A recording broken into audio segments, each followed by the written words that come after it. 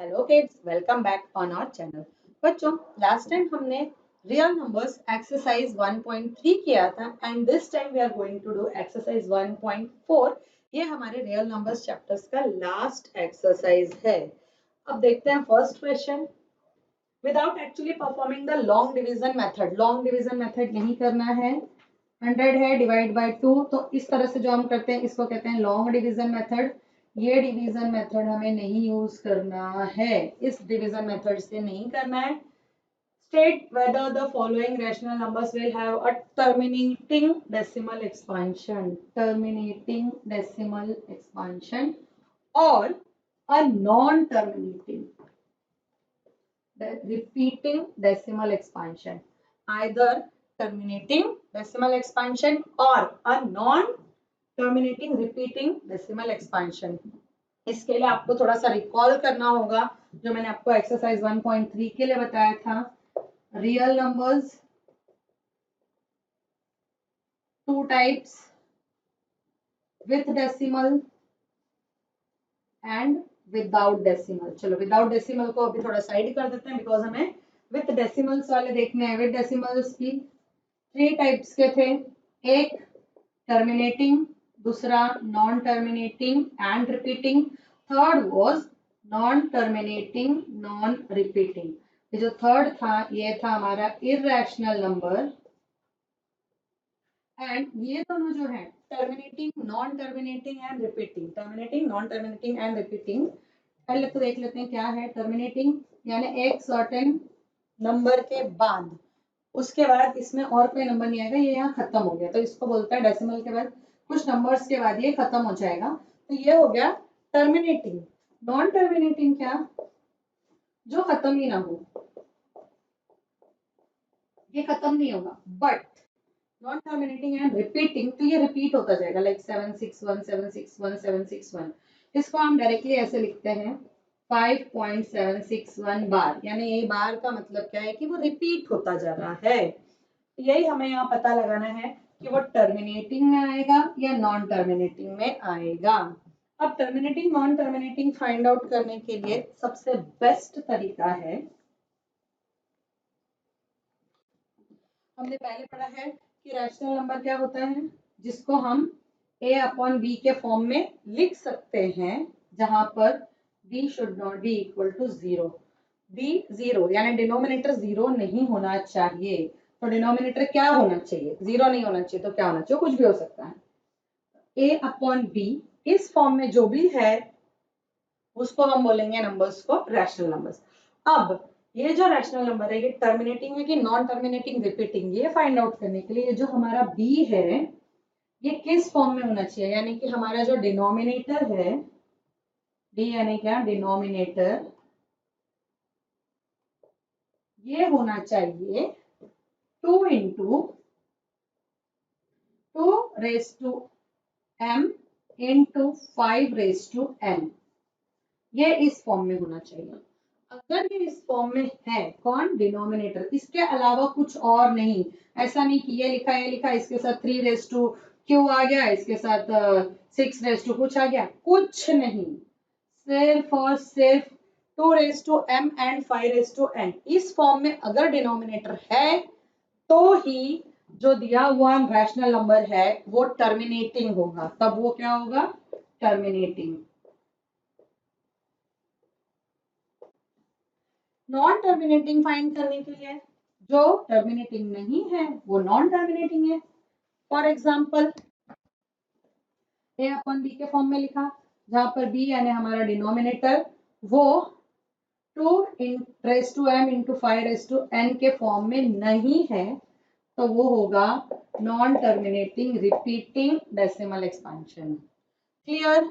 चलो देखते हैं क्वेश्चन नंबर 1 2 3 4। इसमें एक्चुअली 10 क्वेश्चन है बच्चों, वन बाय वन देख लेते हैं, पहले 4 देखते हैं, फिर 4 देखते हैं, फिर 2 देखेंगे। बस ये चीजें याद रखना कि वो किस फॉर्म में होना चाहिए, 2 raise to n into 5 raise to m या 2 raise to m into 5 raise to n। यहाँ पर थोड़ा सा लिख कर रखती हूँ, a upon b is equal to a upon b where d should not be equal to 0 and denominator,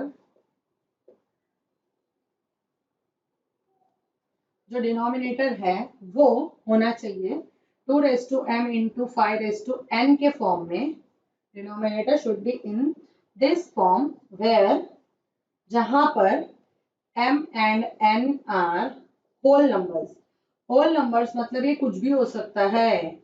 हमने पहले भी पढ़ा होल नंबर्स क्या होते हैं, हमारे पॉजिटिव इंटीजर्स प्लस 0, तो ये दोनों को मिलाकर होता है होल नंबर. तो यानी m एंड n 0 से लेके इनफाइनाइट कोई भी नंबर्स हो सकते हैं, तो उनको कहते हैं होल नंबर्स.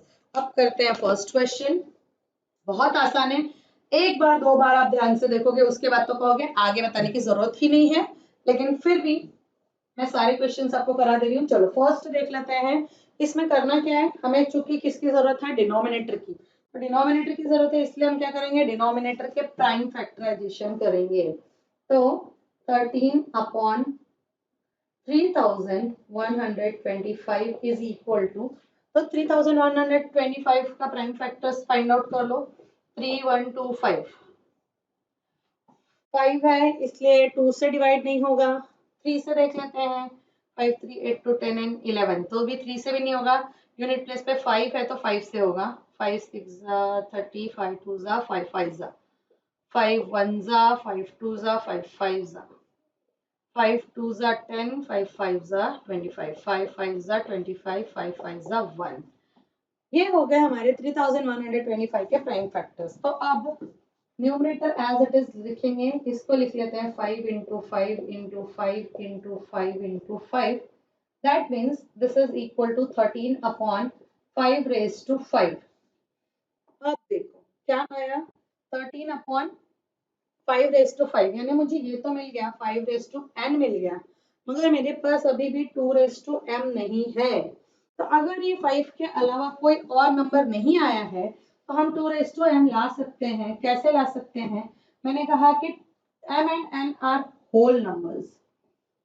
होल नंबर से तो मैं 2 raise to 0 is equal to 1 होता है, या कोई भी नंबर होगा उसके रेज टू अगर 0 है, लाइक 3 रेज टू 0 है तो भी 1 होगा, 5 रेज टू 0 है तो भी 1 होगा. यानी अगर यहाँ पावर 0 है तो उसकी वैल्यू 1 होती है. तो अगर मैं इसको 1 से मल्टीप्लाई करूं तो आंसर तो वही होगा, मेरा आंसर चेंज नहीं होगा. इसलिए हम यहाँ क्या कर सकते हैं, इनटू 2 पावर 0 कर सकते हैं. तो 2 पावर 0 किया तो ये हमारा मिल गया 2 raise to m into 5 raise to n के फॉर्म में. तो अब हम यहाँ क्या लिखेंगे, इसको थोड़ा सा रीअरेंज कर लेते हैं. 13 upon 2 raise to 0 into 5 raise to 5. अब देखो क्या आ गया, हमारा जो डिनोमिनेटर है वो डिनोमिनेटर आ गया है in the form of 2 raise to m into 5 raise to n. तो अब क्या लिखना है, denominator of 13 upon 3125 is in the form of 2 raised to m into 5 raised to n. ये क्या है, 2 raised to m into 5 raised to n के form में है, इसलिए जो गिवन रैशनल नंबर है, so therefore the given rational number, अब ये इस फॉर्म में है इसलिए ये क्या होगा, टर्मिनेटिंग. नहीं होता तो नॉन टर्मिनेटिंग. तो the given rational number 13 upon 3125 will have a terminating decimal expansion, will have a terminating decimal expansion.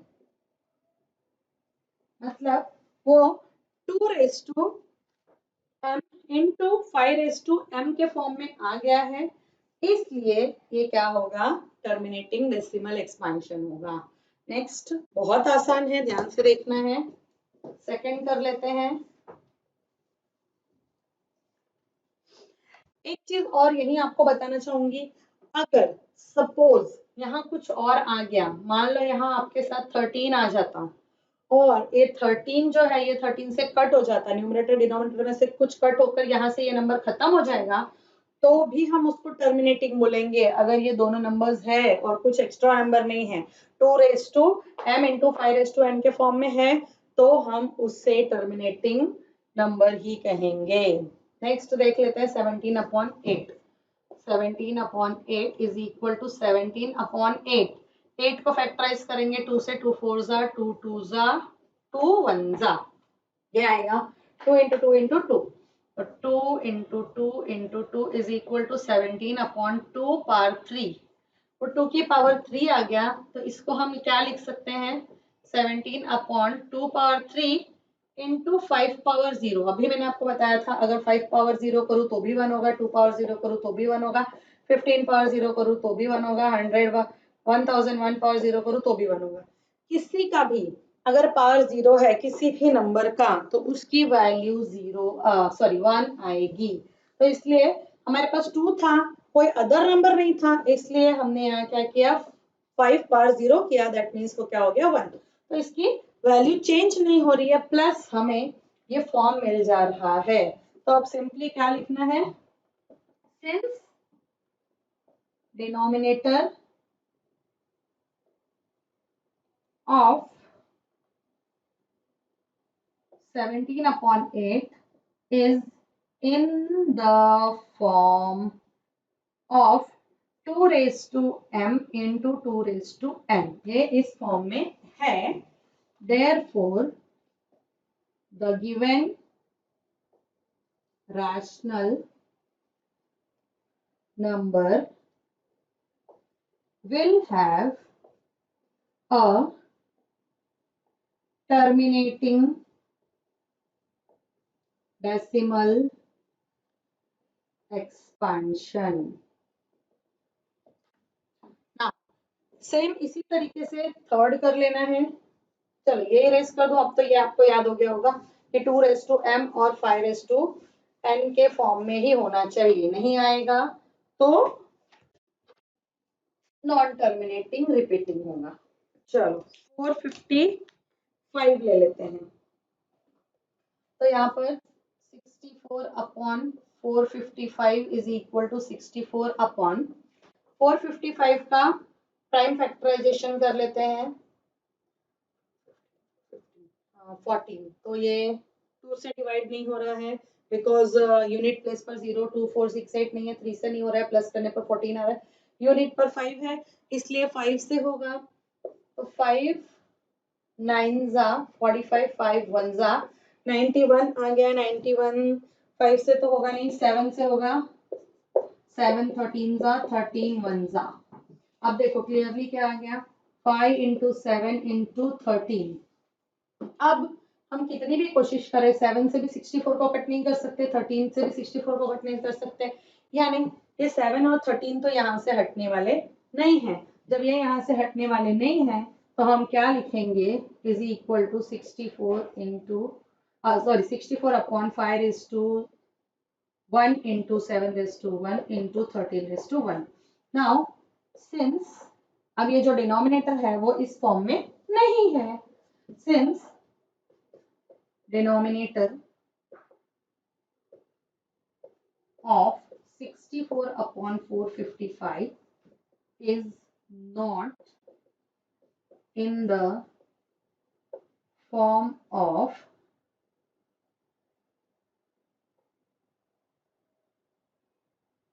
2 raised to m into 5 raised to n।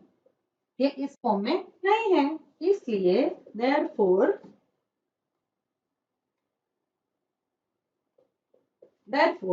the given rational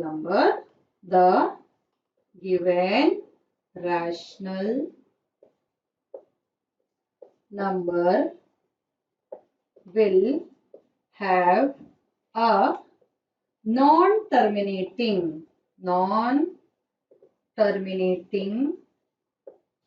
repeating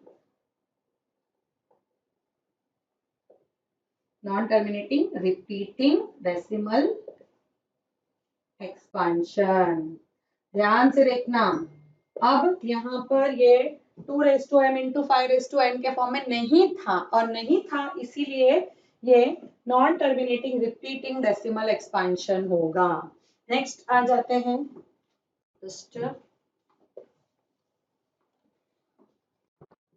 next is 15 upon 1600। तो 1600 का prime factorisation कर लेते हैं। Once के place पे 0 है, 2 से divide होगा ऑफ कोर्स। 2 8 जा 0 0, 2 4 जा 0 0, 2 2 जा 0 0, 2 1 जा 0 0, 2 5 जा 0 2, 25 जा, फिर 5 5 जा 5 1 जा। That means 2 2 2 2 2 2। अब तो ये क्लियरली हमें यही देखकर, फैक्टराइजेशन देखकर ही पता चल गया कि ये टर्मिनेटिंग होगा। 1 2 3 4 5 6 टाइम, 1 2 3 4 5 6 टाइम ना।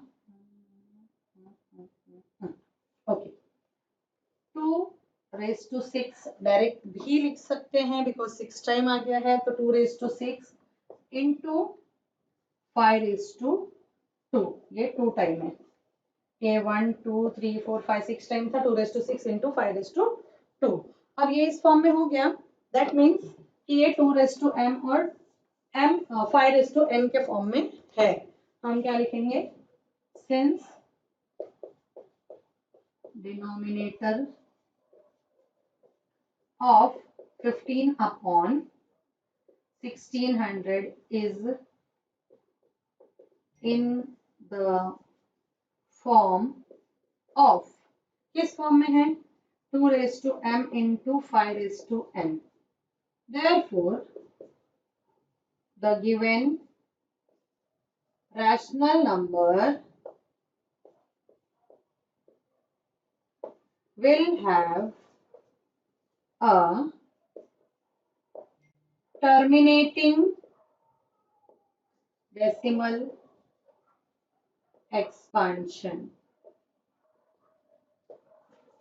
चलो, ये तो रहा क्वेश्चन फर्स्ट का। सब क्वेश्चंस में 1 2 3 4। नेक्स्ट कर लेते हैं 4 5 6 7 8। चलो देखते हैं क्वेश्चन नंबर 5 6 7 एंड 8। 5 से स्टार्ट करते हैं। 29 upon 343। So will write here 29 upon 343। इस 343 का डिनोमिनेटर का प्राइम फैक्टराइजेशन करना है जैसे अभी तक करते आए हैं।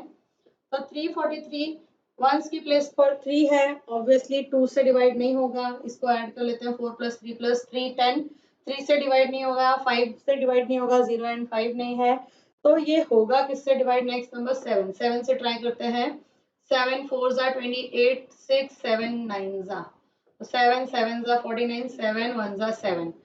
7 का क्यूब, या अगर हम ऐसे भी देखते तो ये 7 का क्यूब था, तो 29 upon 7 into 7 into 7 is equal to 29 upon 7 cube. अब हम कुछ भी करें तो इस 7 को तो यहाँ से हटा नहीं सकते, गायब नहीं कर सकते। और ये जो हमारा प्राइम फैक्टर्स आया है इसको हम 2 raise to m into 5 raise to n के फॉर्म में भी नहीं लिख सकते।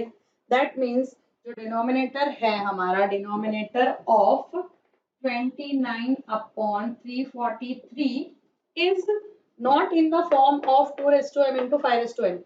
इसके फॉर्म में नहीं है, और अगर नहीं है तो क्लियरली वी कैन से कि the given rational number 29 upon 343 will have a non terminating repeating decimal expansion because वो इस फॉर्म में नहीं है।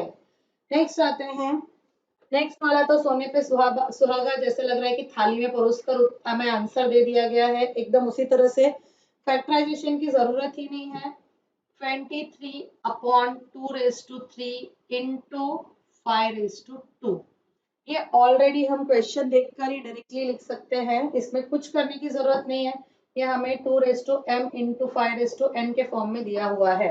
तो denominator of 23 upon 2 raised to 3 into 5 raised to 2 is in the form of this. ये इसके form में है, इसलिए the given rational number will have a terminating decimal expansion. जो दिया हुआ है उसका expansion, decimal expansion terminating होगा। terminating in the sense what कि जब भी उसको डिवाइड किया जाएगा तो डिवाइड करने के बाद वो एक सर्टेन पॉइंट पे आके खत्म हो जाएगा, रिपीट नहीं होता जाएगा या खत्म नहीं होगा ऐसा नहीं, एक एंड पे वो खत्म हो जाएगा। 129 upon 2 raised to 2, 5 raised to 7, 7 raised to 5। ये भी थाली में परोसा हुआ आंसर उसी तरह से। ऑलरेडी यहाँ पर एक्सपांड हमें फैक्टराइजेशन करने की जरूरत नहीं है बिकॉज आंसर हमें इसी फॉर्मेट में दिया हुआ है 2 raised to m into 5 raised to n, but इसमें साथ में आ गया है 7 raised to 5, 7 raised to 5। अगर ये 7 raised to 5 को हम 129 से कट कर सकते तो हम इसको कट कर देते और 7 raised to 5 हटा देते, बट ये पॉसिबल नहीं है, ये इससे कट होगा ही नहीं, इसलिए ये इस फॉर्म में नहीं आ रहा है हमारे 2 raised to m into 5 raised to n। कोई कोई बच्चे बोलेंगे कि नहीं आ रहा है, ये रहा 2 raised to m into 5 raised to n, लेकिन ये तीसरा नंबर भी यहाँ पर दिया हुआ है और सारी गड़बड़ इसी की वजह से हो रही है। 7 raised to 5 नहीं होता तो हम लिख देते टर्मिनेटिंग है, लेकिन यहाँ पर 7 raised to 5 है और ये हटने वाला भी नहीं है, इसलिए वो जो हमारा आंसर है वो है non terminating and repeating decimal expansion. तो क्या लिखेंगे denominator of this, what this 129 upon 2 raised to 2, 5 raised to 7, 7 raised to 5 is not in the form of 2 raised to m into 5 raised to n। ये इस form में नहीं है, इसलिए the given rational number will have a non terminating repeating decimal expansion।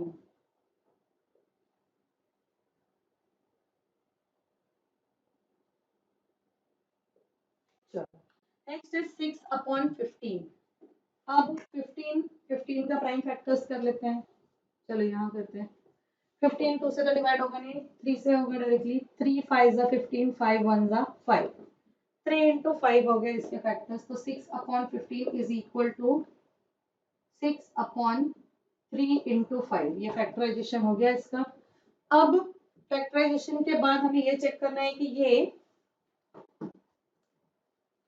2 raised to m into 2 raised to n 5 raised to n के form में है या नहीं।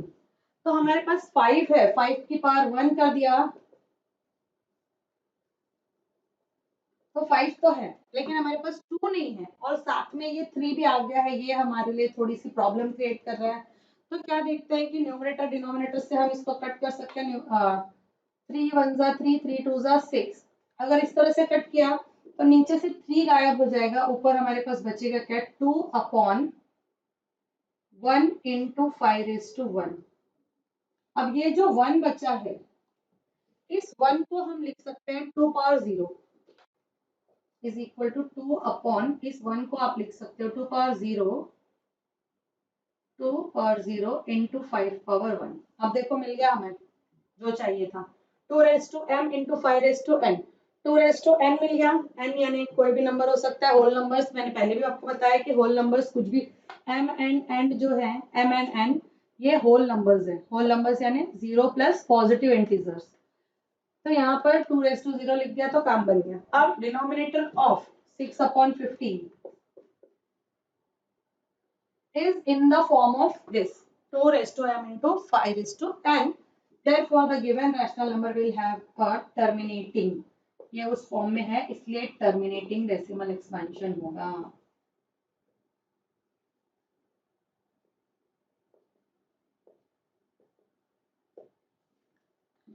तो ये हो गए हमारे क्वेश्चन नंबर 5 6 7 8, बचे लास्ट के 2 क्वेश्चन, चलो वो भी देख लेते हैं। Question number 9 and 10। चलो क्वेश्चन नंबर 9 क्या है, 35 अपॉन 50। तो हम 50 का प्राइम फैक्टराइजेशन कर लेते हैं। 50 2 से डिवाइड होगा, 2 5 जा सॉरी 2 2 जा एंड देन 2 5 जा, 25 5 से होगा, 5 5 जा 5 1 जा। नाउ यहाँ पर क्या मिल गया 2 into 5 into 5, 35 upon 2 into 5 into 5, this is equal to 35 upon 2 raised to 1 into 5 raised to 2। ये हमें मिल गया 2 raised to m into 5 raised to n के फॉर्म में। जब इस फॉर्म में मिल गया है that means this will have a terminating decimal expansion. तो क्या लिखेंगे, since denominator of 35/50 is in the form of 2 raised to m into 2 raised to n, therefore ये इस फॉर्म में है इसलिए the given rational number क्या दिया हुआ है 35/50 will have a terminating decimal expansion.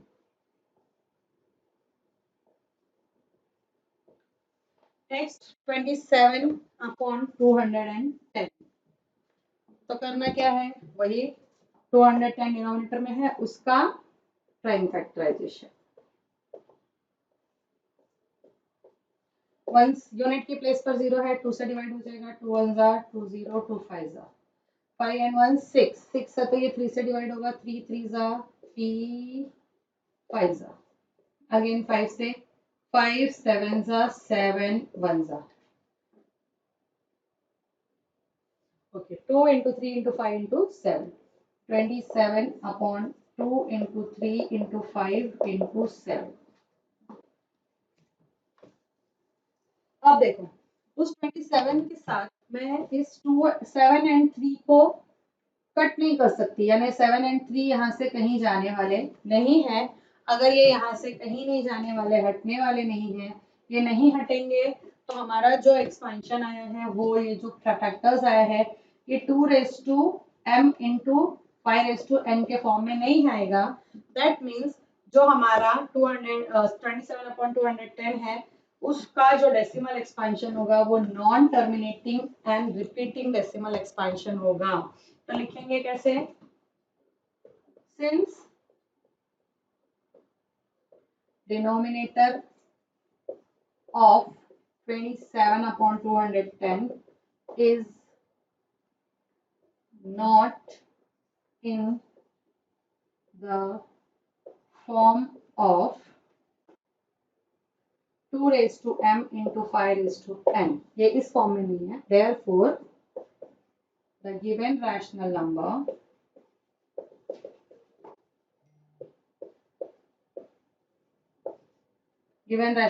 is what, 27/210 will have a non-terminating and repeating